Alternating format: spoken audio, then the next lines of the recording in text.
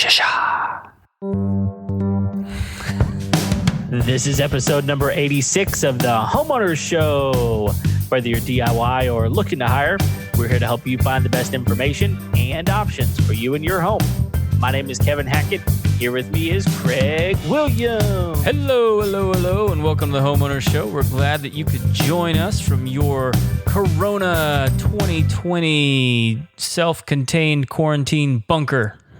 Man, we should probably change the intro. Here with me is Craig Williams, but you're really not here with me. I'm not with you.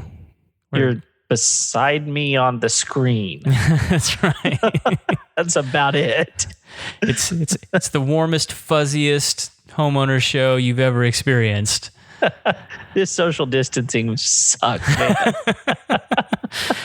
So here's one of the interesting things is my wife is a loving, kind, wonderful person, but Sure. she is not a hugger. And so she's been telling me for the past week, she's like, I kind of don't want this quarantine thing to end. Not because I don't want the quarantine to end, but because so many of my friends have told me that they're going to come hug me. And if I get hugged too many times, I'm probably going to smack somebody. Yeah, and I think it's even worse. She's choosy about who she even will allow to touch her in general. Yes. It's get away from me. Yes. The circle is very, very small. Yeah. So, and then sometimes I'm not in there. I'm almost never in it. So it's fine. So yeah, she's not looking forward to the unveiling of the new world. Yeah.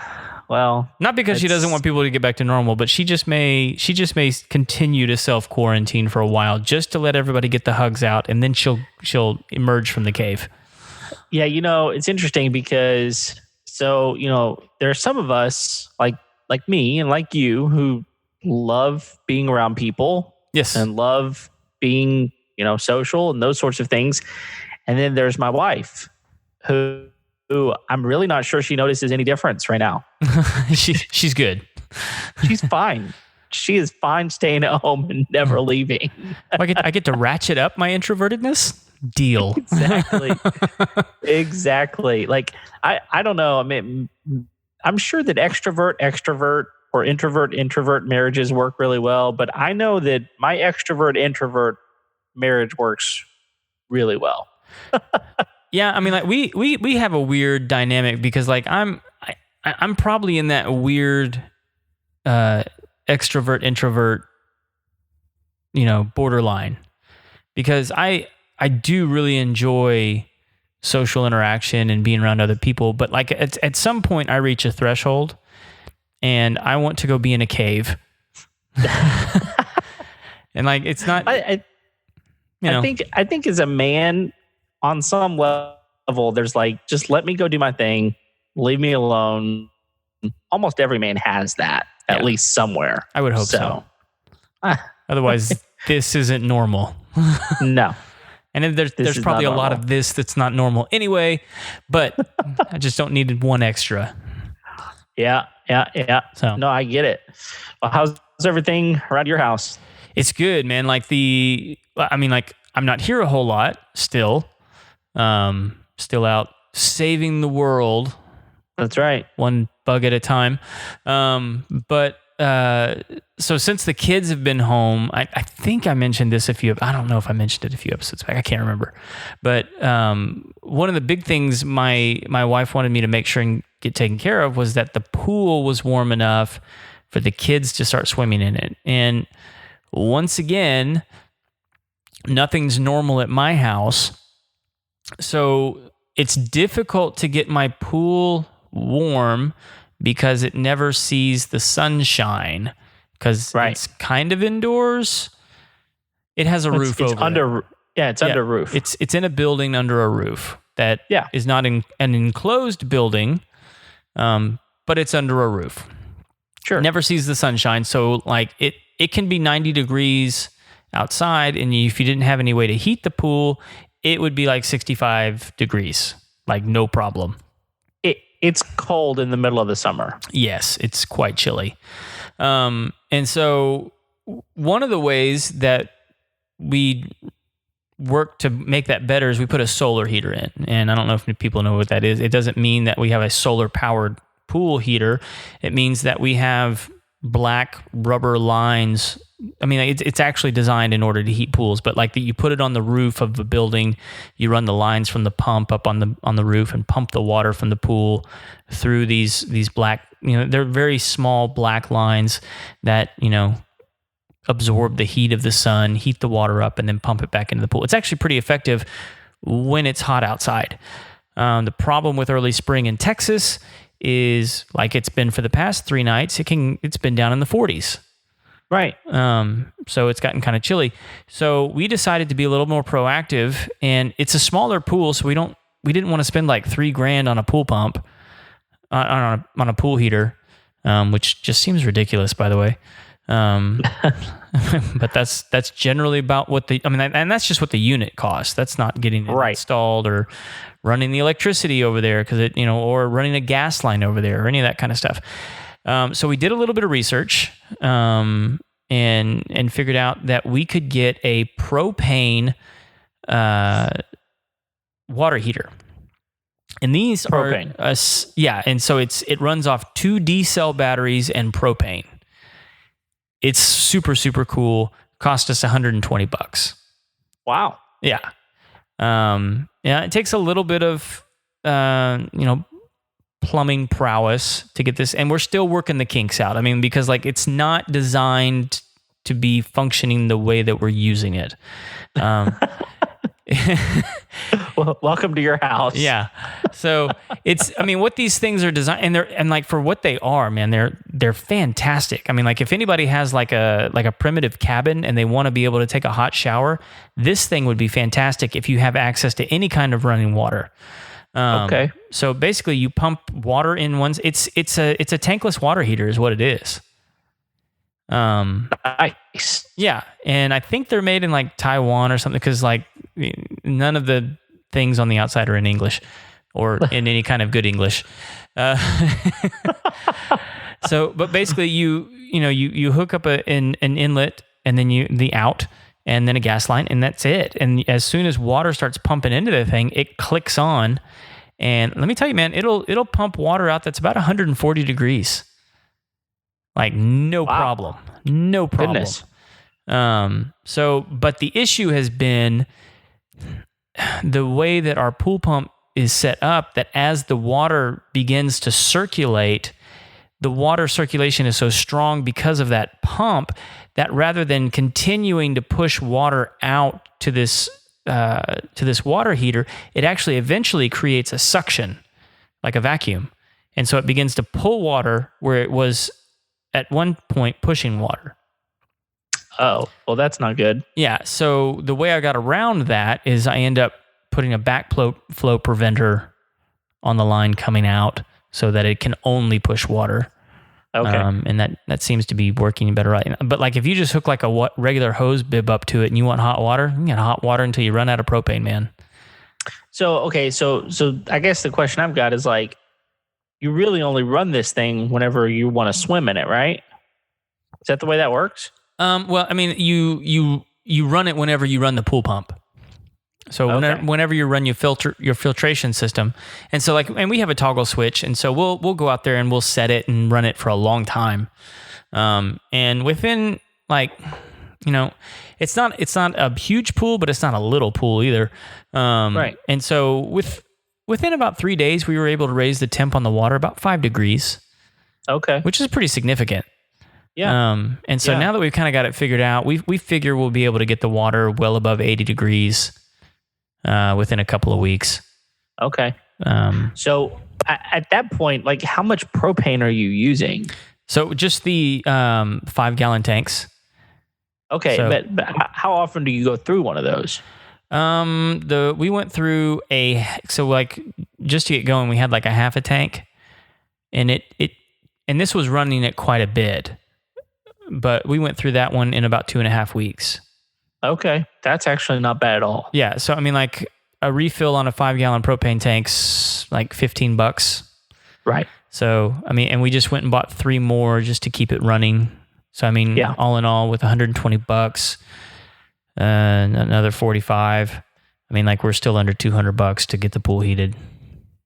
That's not bad. So, and you know, I mean, given the fact that to actually buy a heater for that thing and the maintenance on that and all those sorts of things, you're probably still saving quite a bit of money. Bukus. I mean, like we ran the numbers on this, man. It's like if we wear this thing out and we have to buy another one, we're still not even approaching $3,000. No. So now the $3,000 one, I mean, like it'd probably do it faster. But there was all sorts of extenuating circumstances around even installing that thing. Yeah. Because if you do it electrically, then your electric bill is going to go up, and it was going to go up anyway because we're running the pool pump. But as you know, then you're pulling twice as much. And if we do the gas, we're gonna have to get a gas line put in, and we don't know exactly how easy that is. Yeah, especially whenever your pool is, I mean, it's under a deck basically, right? Yeah. So I mean, there's one that might look at that and go, "Oh yeah, shouldn't be a problem because it's easy access," and there's probably a different reality somewhere in there. Yeah, there's not an easy way to get gas over there. Basically, there's not. Well, that's cool, man. I'm looking forward to getting in that pool whenever it's warmer because as it was, I didn't get in that pool, man. Too cold. Children were coming out blue. Yes, literally, my son would come out and was like chattering. It's like, okay, come over here. Let's warm up. Step outside for a minute. Yeah. So, well, cool. my previous experiment on heating the pool last year, which, mind you, was effective, caught on fire. So. Oh. Well, that's not good at all. Well, it wasn't good when it caught on fire, but everything prior to that was great. It heated the pool like nobody's business. Well, it was an experiment. Yes. And you want to make an omelet, you got to break a few eggs. It eventually failed. I don't mind killing baby chickens. Exactly. They're delicious. Exactly. They are delicious. That's good. Well, we've got a pretty cool episode here. We just got through doing a review. It's been a while since we've done very many reviews, but yeah, so we just decided to go ahead and mash them all together and just that's right. Some reviews. That's right. Well, just to be honest with our listeners, it's easier to get Craig and I on a Zoom call than to get some interview people. And it's a whole lot more fun to be in a studio whenever we got people to interview and if we have that option. So anyway, it's a good opportunity for us to get some reviews that we've been looking forward to doing. Kind of, get those up. So today we're gonna review a new purchase of mine, one that I'm pretty excited about. So I'm gonna kind of give a little bit of history here before we get into this and give some more information here. So I don't know, man, like probably about 7 or 8 years ago, I finally kind of broke down and bought a really good gas weed eater. Mm-hmm. And it was great. I mean, they're really not all that expensive, and you can get one for $150 that works really well. Yeah. And they've got a lot of power, and they do a great job. And I started thinking, man, I will always have a gas weed eater, always. Like there's no reason to go back to something besides that. And so, oddly enough, at the end of last season, this thing started leaking gas a little bit, and it wasn't a lot. It was just enough that like I would come back the next time it was time to mow my yard and go, I'm pretty sure I filled that tank up last time and I didn't run it enough to run all the gas out, and now I have no more gas. And was, there's moisture on it. So I'm going, okay, there's something going on here. So finally it was like, man, I'm going to have to buy me a new weed eater, because I don't know if you've ever priced just getting something like that fixed. You might as well replace it. Absolutely. I mean, you're going to pay, $75, $80 minimum to get someone to diagnose it. And then you got to buy parts for it. It's not worth the money. So, I'd been hearing, and kind of last time I was in the box store, I walked up and down the weed eater aisle, and I had seen battery powered weed eaters being more of a thing. And I was like, this is interesting to me, because we're no longer talking like 18 volt batteries. Mm-hmm. Like Ryobi came out with a 40 volt battery that they use on multiple different products. And there's all kinds of variations of batteries now that are bigger than what you would put on a cordless drill, for example. So I got to think, some of these products are, I mean, if they're doing this well, like maybe it's something that I should look into. And so I just started doing some research, and I'm a researcher by nature. And I enjoy knowing that the product that I get is going to be a good product. It's going to last a long time, and I'm going to get the best thing for the job that needs to be done. And honestly, I mean, don't go postal on me or anything, but I really don't care if my weed eater puts out emissions or not. Okay. I don't care. Not at the top of the list of concerns. No, does it get the job done? That's really, I don't want to have to, play games with a weed eater. I mean, is that something people actually fuss about? Like the emissions on a weed whacker? I would hope not. I would, somewhere somebody does. I just assumed that you encountered some hostility at some point in time, but no, I just know people, and I know that there are people out there that are like as few emissions as possible, right? I mean, these people drive electric cars. They, and not that there's anything wrong with electric cars, right? I think I might want one someday. I'm getting one. I've made it publicly known that I'm getting that Tesla truck. Yeah, man, it's a pretty good option. And the thing, but like to me, there's bigger benefits than the emissions. So to me, that's not even the big question. So anyway, I started doing my research, and I started Googling the phrase electric battery powered, either electric or battery powered weed eater versus gas. Mm-hmm. And man, it's a rabbit hole. You can go a lot of different places with it, but I started getting some really good information and found out that a lot of these new battery powered devices have every bit as much power and maybe more power than some of the gas versions. It's completely reasonable to think that they might have more power. Okay, it is, but I think it's counterintuitive to think that, because a lot of times, like for instance, what I think about originally is I think about the chainsaw that I own. So I needed a small tree down a long time ago, and I was like, okay, I can pay someone to come do this, or I can do it myself, but I don't have a chainsaw. So I go to the store, I look at chainsaws, and for half the price, I can buy an electric one that plugs in. Right. And it's a decent one, honestly. It does a really pretty good job, but I got to have a cord on it. It has nowhere near the power of a gas. No. And so logically speaking, I'm looking at this going, there's no way that something electric is going to beat the power of gas. But when you start talking about battery power, then things start changing a little bit. Mm-hmm. And I don't know all the physics behind everything. I don't understand electricity all that much. Somebody knows that a lot better than I do.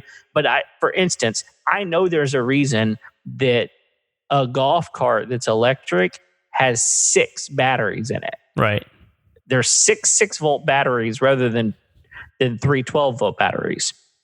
Part of that is because you can't put a sequence of 3 right? You got to have even numbers in order to make things work. But at the same time, like when you start putting things in sequence, then you get more power out of them. So all that to be said, I started finding out that some of these battery powered trimmers are actually every bit as good as a gas trimmer is. And so then I'm down the rabbit hole of which one's better than the next one. Because there's all sorts of companies out there producing these things. And so, long story short, without going through all of that information, it was very obvious to me that Ego was by far the best electric battery-powered trimmer on the market. And that's the brand name. Ego is the brand named. So there's a lot behind that, but as far as its power and as far as its runtime goes, it was by far the best. There were others that were close, but the interesting thing is it was also not the most expensive. There were ones out there that were more expensive that didn't perform as well as the Ego did. Do you remember the brand names of some of the other ones you looked at? Yeah, so I looked at Ryobi, which is a very popular brand. I looked at Works, WORX, I believe. Okay. And I looked at Milwaukee. Okay. And I'm here to tell you, man, like Milwaukee has some incredible products. And what's interesting is their trimmer works on the very same battery as their power tools, which is an 18-volt battery. Okay. And it was the second one in line as far as I was concerned. Oh, for you to get? Yes.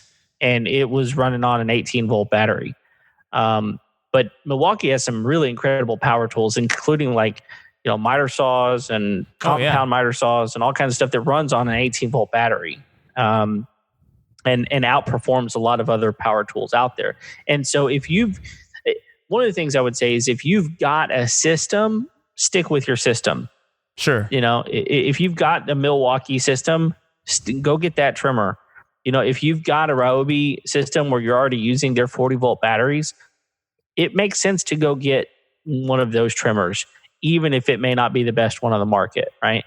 DeWalt is another one that has a good trimmer.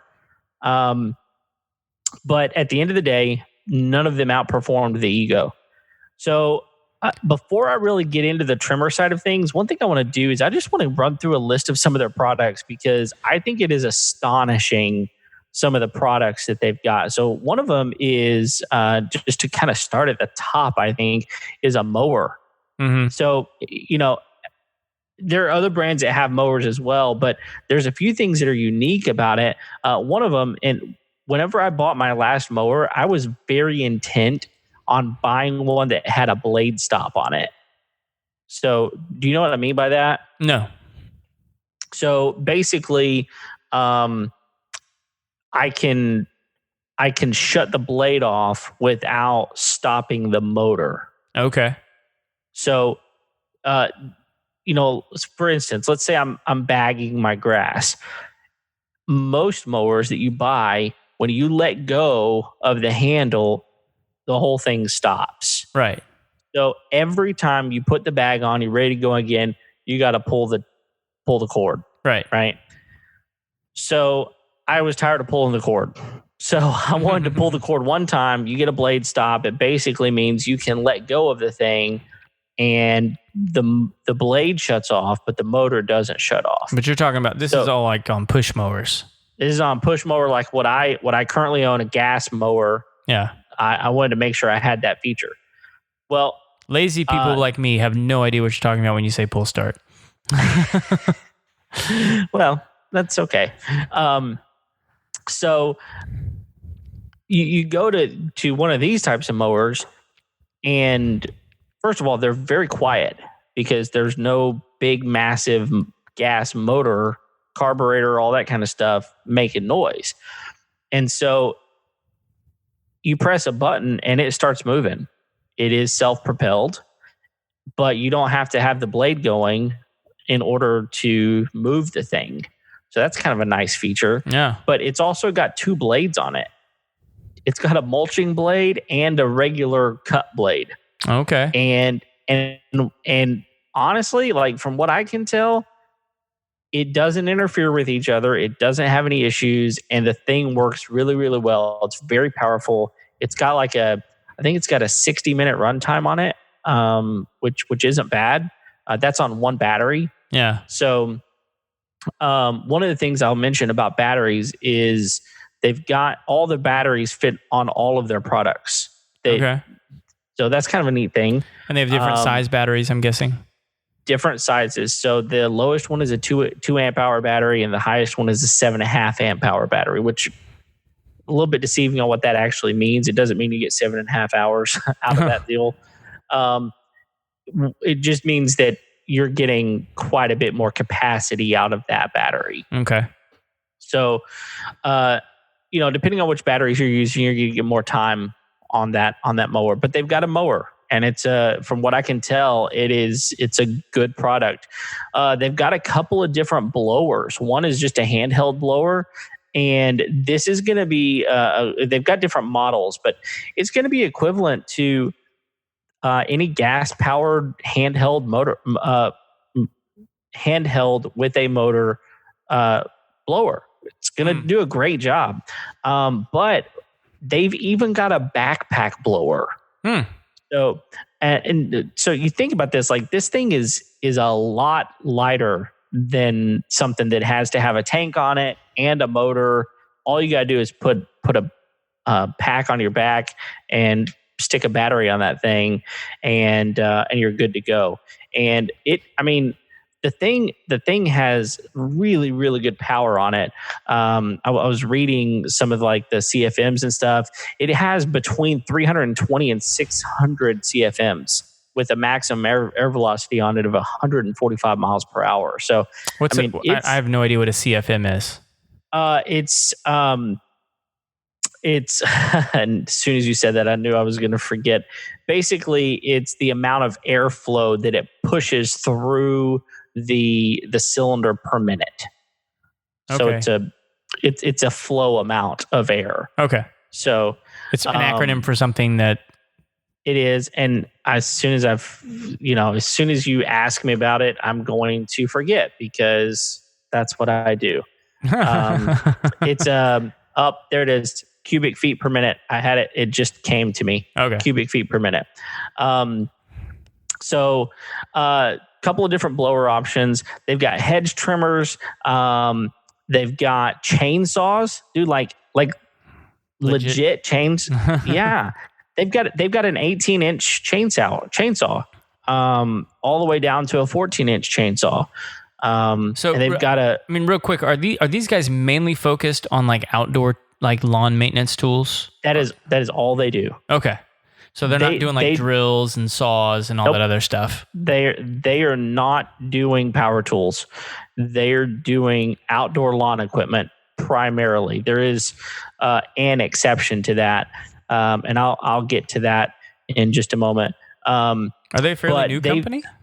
Yeah, they're fairly new. I'd have to go back and figure out where they started and timeline and all of that. That's something that you can go research yourself if you're really interested in. But they've even got a pretty amazing looking snowblower. Huh. Obviously, we don't have a need for that. No. But think about the ability to just put a battery into a snowblower and go. Although I think there's a case to be made that at least here in Southeast Texas, we need something equivalent to a snowblower in order to manage pine needles. Yeah. Because the typical blower just does, it doesn't get the job done. Not the same. No. Not the same. No. You can get a really good backpack blower and it's still going to be difficult. Yeah. For sure. I have a really powerful one, man. And you get like this weird like sheeting effect with the pine needles. Like they all like hold on together and make like a bed sheet, and like you kind of flap it in the wind. It doesn't go anywhere. It goes nowhere. Yeah. You're exactly right. I I know the feeling. So get on that. So Whoever you are out there, figure it out. engineers. So just a couple other things I want to mention that are kind of cool. One of them is that they have this is so cool to me. They have what they call a commercial backpack battery. And so basically it is a backpack that is a battery. And so it plugs into any of your devices like anything would, and like any regular battery would, but it has a ton more time. It's a 28 amp hour battery. So I guess like if you have like a commercial lawn service. Yeah. Yeah. I mean, if you're using this commercially, they do have commercial products. So how long are they estimating that backpack could last? That's a really good question. So 28 the amp only hours, reason I ask is I know that we have lots of landscape companies that actually listen to this show. Sure. That might be interested in something like that. Yeah. I think it's really difficult to kind of figure that out because some things are going to require more power than others. Right. Like a lawnmower is going to require more power than a trimmer is. Right. So I think it's a little bit difficult to figure that out. What I do know is that you're using a 28 amp hour battery when their largest handheld battery is 7.5 amp hour. Right. So it's almost 4 times the capacity of one of those. So, but it also sounds like their products are going to be more geared toward like the homeowner rather than the commercial landscaper and things like, because they only have the push mower and then the weed eater and some of the other things. And a lot of these guys who are, they at least want like the stand behind units. Yes. With the sled or the zero turn. Right. And I don't know that they'll ever have something like that. Maybe they will. I mean, goodness, if we can build a car with a battery in it, I think we can do that as well. Give Elon time.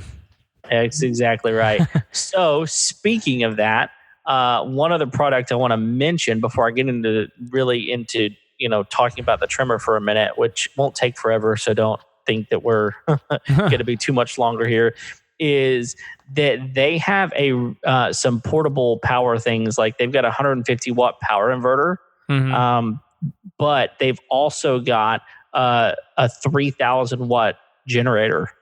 Oh, that's cool. That you can put 4 batteries on, and so it's got 3 regular AC outlets, 120 volt outlets, and 4 USB ports. It's also got an LED display that shows runtime, all these sorts of things. It is indoor and outdoor rated, and because there's no emissions on it. It's just it's just electrical, and it's not going to be loud either. Right? Yeah. I mean, it's battery powered. So like, could it run like a refrigerator? It says it'll run absolutely there's not an appliance in your home that it will not run. So it could run the air conditioning. Well, I don't know about that.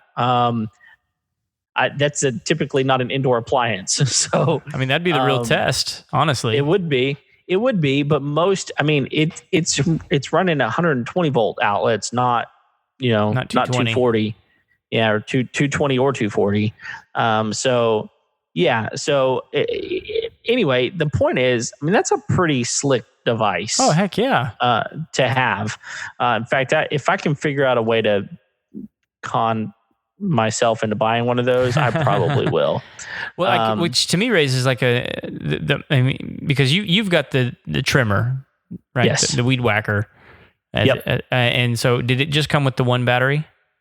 It did. So did you look into like what the cost of replacing that battery is? Yeah, and honestly, I mean, they're really not. It's really not that cheap. They're expensive batteries. You can find all of that on their website, which we will post a link to. But like just to replace the battery that I've got, which is a 2.5 amp hour battery, you're looking at roughly $150. Okay. For that battery. That's actually not that bad. No, I mean, when you consider a couple of things, one of the things to consider is the fact that I'm never going to buy gas for my weed eater again. Right. You know, I don't ever have to buy gas, and Or oil. I don't have to buy oil, and so the maintenance of it is greatly diminished. By the way, is there maintenance? Probably a little bit. We're going to get into that in a minute. Before I get there, I'll tell you that if you go buy their 7.5 amp hour battery, that thing's $350. Okay. But if you're using a trimmer, you don't need that much. Yeah. You probably need that for some of their bigger items like a lawnmower. It would probably make those sorts of things. Trimmer a little heavier too. I mean, like it would. It absolutely would. One of the things that I'll say is it balances really, really well. With the battery that you do have. With the battery on there, it balances itself really, really well. You take the battery off, and it's very, very end heavy, as you can imagine. As far as maintenance goes, I mean, there's a lot of different things that I think you would need maintenance for on the head of a trimmer. And some of that is just, the debris that gets in there. If you ever get any, twine, like some of these grass stuff that, could wrap around, just keeping those things clean. But as far as there's no motor, it's just battery. So there's really not that much to maintain. So maintenance wise, things a breeze. So let's talk about the trimmer specifically, because I've got it, I've used it, and I will tell you, man, I am so impressed. It's weird, like whenever I was using it for the first time, it didn't feel like I had as much power in my hand, but it definitely performed every bit as good as my other trimmer did. It was amazing. Well, not to throw it under the bus, but what was the other trimmer that you had? It was a Troy built. Okay, which is typically a really good brand. It is. It was a Troy built. It was a 2-cycle. So basically, if you don't know, the difference in a 2-cycle and a 4-cycle is a 4-cycle runs off gasoline alone, and a 2-cycle is going to have a mixture of gasoline and oil. Have you ever used a 4-cycle? I haven't. Dude. No. I'm sure they're a lot more powerful. They're monsters. Yeah. I doubt that this specific one would really compare to a 4-cycle. I honestly don't know why a 4-cycle is necessary. I mean, there might be a situation in which, I don't know, maybe there's just, I don't know. But, I mean, like, 2 cycles always been plenty for whatever I needed to do. Yeah, same here. It's gonna do a fine job. So one of the things I will tell you is I was a little bit frustrated with myself, because even with all the research that I got, they have 2 different trimmers that are essentially the same thing, except one of them is what they call a split shaft. And split shaft allows you to put other accessories on it. So a lot of trimmers will allow for this, but talking about like an edger and like all that kind of stuff. Yes, so they've got like an edger, they've got a small tiller, they've got like a sweeper, and a couple of different sweeper brushes. Then they've got a hedge trimmer, and they've also got a pole saw. And then there's like an extension that you can buy as well, so that you can use even more of the pole saw, for example. Okay.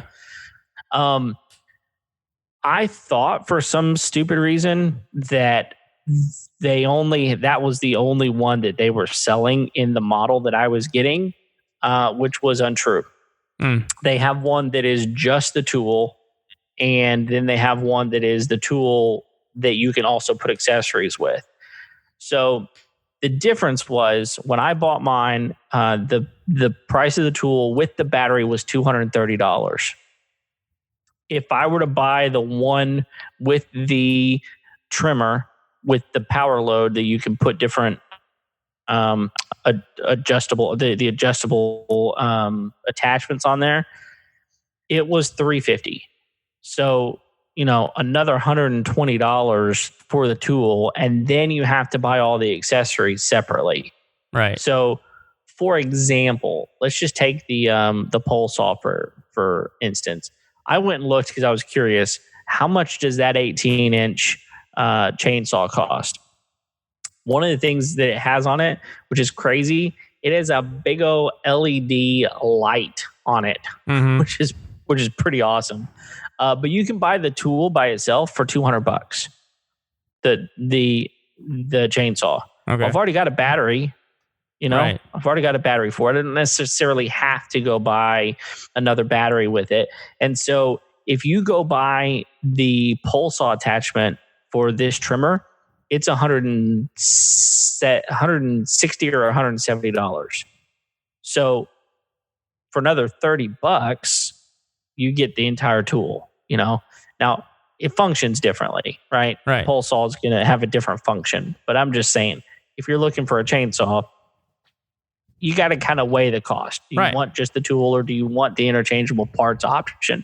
It was an extra $120, between $120 and $130 to get the one that had the attachments available to it. So I just chose not to go that route this time. Well, one of the best routes you can go, Kevin, is with Paul the Plumber. That's right. You can give them. He's awesome, man. These guys are so incredible. They keep coming out with new options in order to adjust to the way we're having to do business right now. I was talking to them the other day, and they were talking about how they added virtual diagnosis now. So maybe they don't have to come into your home, but they can get on the computer, they can get on the phone with you, and they can actually diagnose what's going on your phone if you can just show them around, virtually via your phone. Yeah, I mean, they can like see my kitchen back here right behind me, and I can just walk them over there and be like, "Look, here's what's going on with my refrigerator over there in the backgroround." Yeah, and they're like, "Kevin, stop throwing your used Cheerios down the drain. It's going to get clogged every time." We're tired of coming. Not that there's anything wrong with it. Right. So, listen, guys, you can call Paul the Plumber at 832-521-3252. I know Deborah would be happy to get you on their schedule or get you on the phone with an experienced, licensed, and bonded plumber to get your house diagnosed and fixed. They're going to take care of you. And you don't even have to call.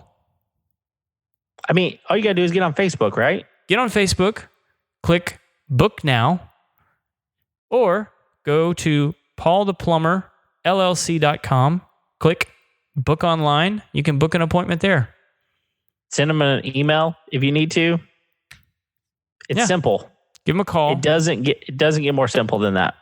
It's a great way to help support the show as well. That's right. Give Paul the Plumber a call.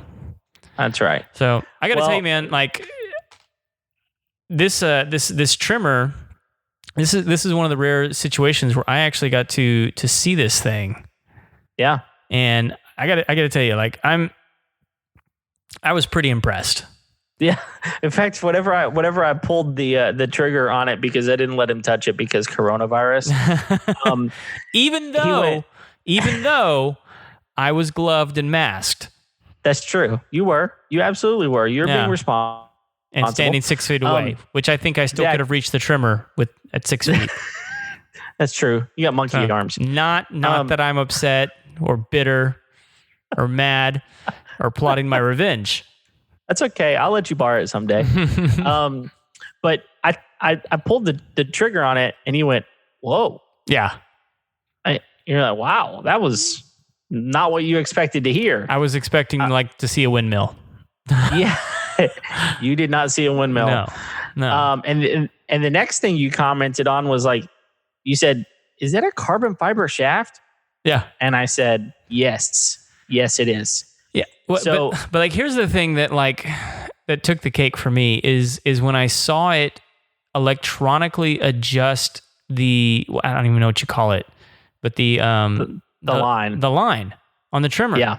When it adjusted the line on the trimmer automatically, I was like, everybody else is done. That's right. I mean, I don't. Okay. And there may be gas-powered ones out there that are doing that, but I haven't seen them. I haven't seen them either. So let's talk about a couple of the features here, and let's start with that one because I'll tell you, when you combine the fact that like if you had nothing else and you just had that feature, I'm out. I'm in. Like, give me that. I want exactly. that. I'm done looking at anything else. So you combine the fact that it had the most power, the best runtime, and then you add this feature. It was a no-brainer. So let me explain this to you guys. So one of the most frustrating things that I did with my last trimmer was change the trim line, because what I had to do is I had to unscrew the bottom of that thing. Let me just say this real quick. There has to be some obnoxious jerk out there that's the engineer on some of these things. Some of these things, just laughing. They are the dumbest, most obnoxious systems I've ever seen in my life. I despise them, and I hope that they all get massive bunions on their feet because they deserve every single one of them.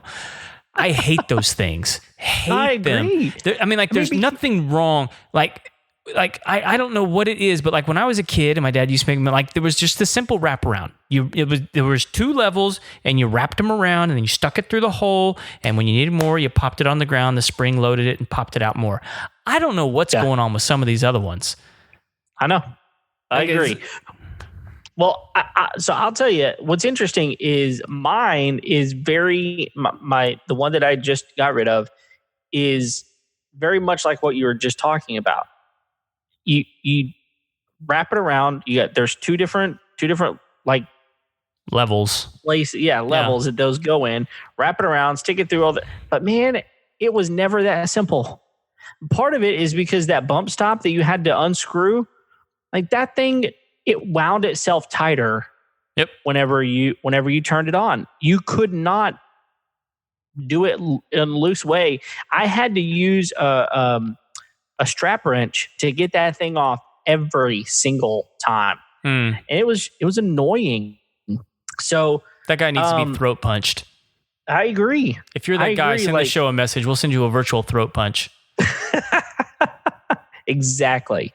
So here's what this thing does, man. You take your line, you cut it, and you thread it through the head. And you just push it in one hole, it comes out the other hole, and you make both ends meet. You kind of hold it, and then there is a button on the top of that head that you push, and it electronically feeds the line into the right place, and you don't have to wind anything. It literally winds itself because battery. Yeah. I was flabbergasted whenever I found out that was even a thing. And so here's the crazy thing. Like I didn't believe that it worked. So I started watching video after video after video after video of people doing this and went, oh, if he can do it, I think it probably actually works. Yeah, I saw it and my first thought was, oh, they invented a weed whacker that can improve your mental health. Exactly. Good for them. Exactly. So on top of that, it is a bump feed instead of a self feed. So a lot of these new innovative weed eaters have come out with this self feed feature that when you need more line, it just puts more out. It continually doesn't work. Right. So the bump feed continues to be the best option where you just bump the ground and more line comes out. So this thing, I mean, as far as the functionality of it goes, just bumping it, the line comes out immediately. It works every single time. And when I'm out of line, putting more line in is the absolute easiest thing that I could have possibly done. And just so you know, it's got a 15-inch cutting swath. So that kind of gives you an idea of how wide. Just a little more than a foot. It's just a little more than a foot, which is pretty on par with just about every gas or electric out there. They may be an inch different here or there, more or less, but it's good because you want to keep your toes. Exactly. You don't want it to be much more than that. It is so then I mentioned the shaft. This thing is a carbon fiber shaft. So first of all, carbon fiber is very, very strong. Yeah. The likelihood of you damaging that is pretty small. Mm-hmm. And on top of that, it's extremely lightweight. So when you start thinking about just the weight of a tool, you put a carbon fiber shaft instead of a metal shaft on there, and it is it's awesome. It's really, really lightweight, and it feels good in your hands. Like I said, it's very evenly weighted, so you don't have to worry about any of that. So really, really cool as far as that goes. The other thing is, like, some of these trimmers feel very short. Have you ever picked one up that's like I got to lean over the whole time? The Hunchback of Notre Dame in order to operate this thing. Exactly. Even for me being super short, it just still feels like, some of these things are awful to deal with. But this one is really long. I would have to go back and figure out exactly what length the shaft is, but it's long. I do not. It's longer than my other one was. So let me ask you this, because this is. Did they have the option for a shoulder strap? Yes, on their commercial one. They have a commercial trimmer. Yeah, so they do have it on that one. I'll tell everybody, like, this is an upgrade worth getting if you haven't ever experienced it. So on the one that we use over at the office, we have a shoulder strap with a Y handle. And so you actually don't hold it on the shaft, you hold it with the Y handle, and then you support it with the shoulder strap. Okay. And if it's set up properly, like what you're talking about, where like the shaft is actually long enough where you're not having to like hunch over and go see a chiropractor when you're done, yeah. You basically stand upright and you've got this Y handle in your arm, and then all the weight is basically on you like a backpack, and you just use that Y handle to kind of move things. I'm moving around like people can see me when they're listening. Go over to YouTube and watch the video. You can see what I'm talking about. I mean, you kind of, that's right. Yeah, it's really, really cool, and it's a great option on weed whackers. I don't know if this Ego one has that, but like it's just better on your back. It is. No, it absolutely is. Couple other things I just want to kind of mention is, so in order to operate it, it's got a good, nice rubber handle grip. Mm-hmm. There is kind of a thumb and then a pull with your fingers. Now, once you do that thumb lever, that thumb button, and pull the actual lever to start the motor to spin, you can let go of that thumb button. You don't have to have it depressed the whole time. Although I found just the ergonomics of that handle, it actually isn't a problem to kind of hold that in. So, but it's variable speed. You're going to get the ability to not put it full throttle, and if you need to get some heavier brush, you can put it full throttle, and it works really well. The other thing I love about it is that with my gas trimmer, a lot of times, so I use it as an edger too, but I don't use the edger attachment. You know what I mean? Like, I kind of turn it over and put it, perpendicular to the ground and take off. Sometimes my gas one would clog up when I did that. Just the gas didn't like being turned upside down, and it wouldn't feed the gas as well. You don't have that problem with this because there's no gas. So, hold it however way you want to. Flip it upside down. Nobody cares. Take off like absolutely. A helicopter.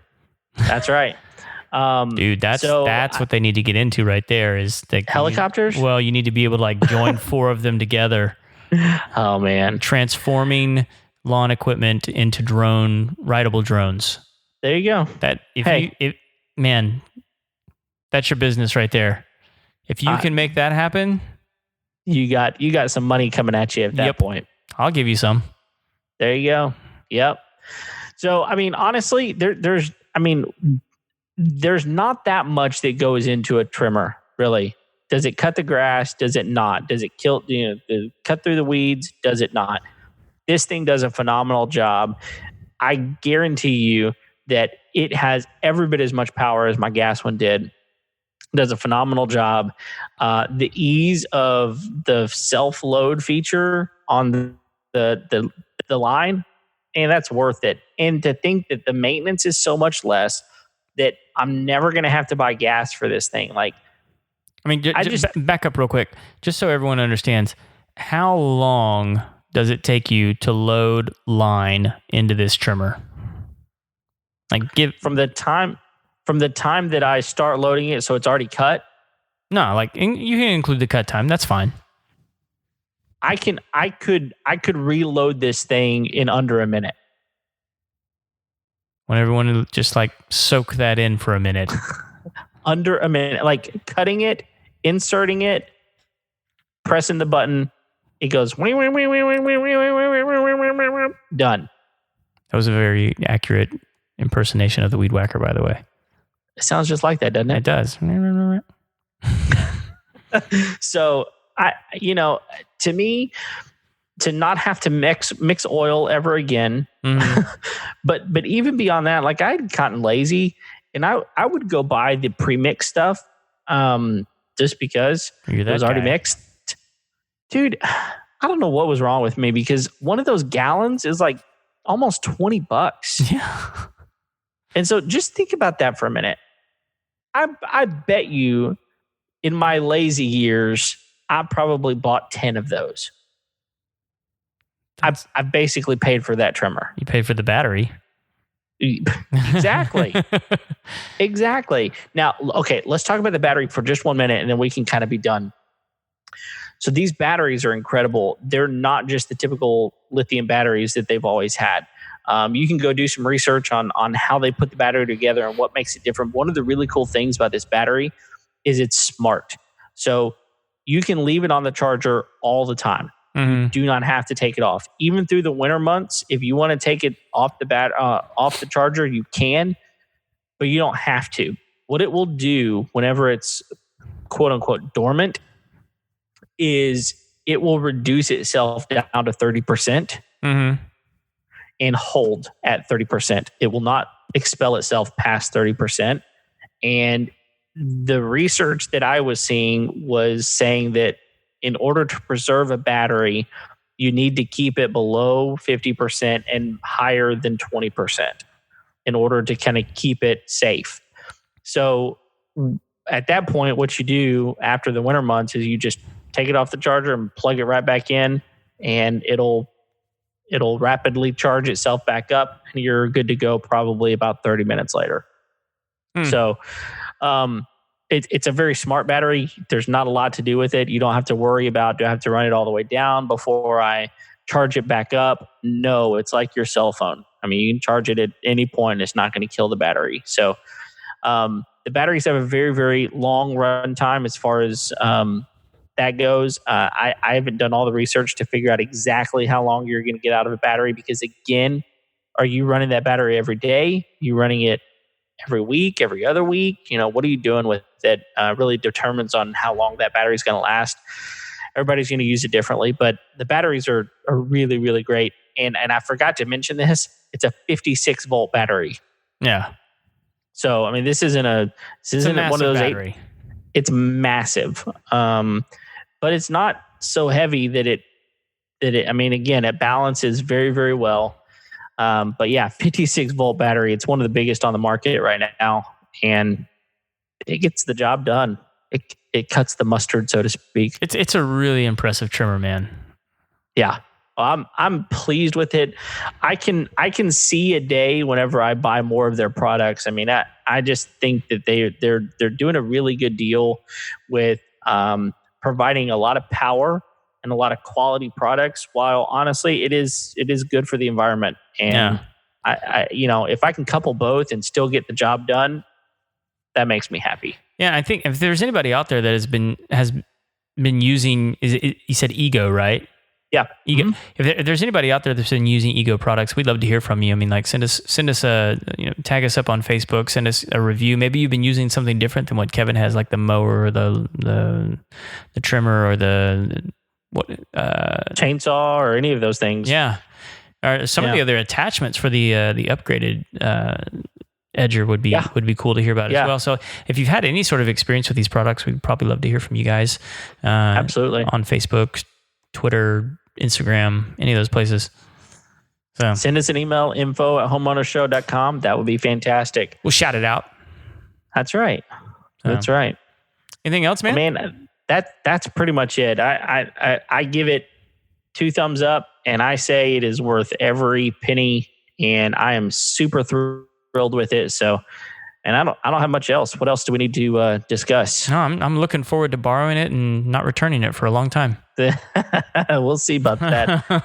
I know where you keep your stuff. Yeah. So, well, man, it's been good, and please feel free, if you're enjoying this podcast, to go out, leave us a review, rate us on iTunes. That would be wonderful. We would thoroughly appreciate that. Thanks for sticking with us. I know a lot of people are not listening to as many podcasts as they might normally when their drive time was different or when they were on the job, and now they're at home teaching their kids. That things are different. So thanks for sticking with us, and know that we're going to be here every Tuesday. I mean, goodness, we've still figured out a way to make that happen, which is pretty amazing. So thanks for sticking with us, and I guess that's about it. Until next time, we'll see you later. See ya.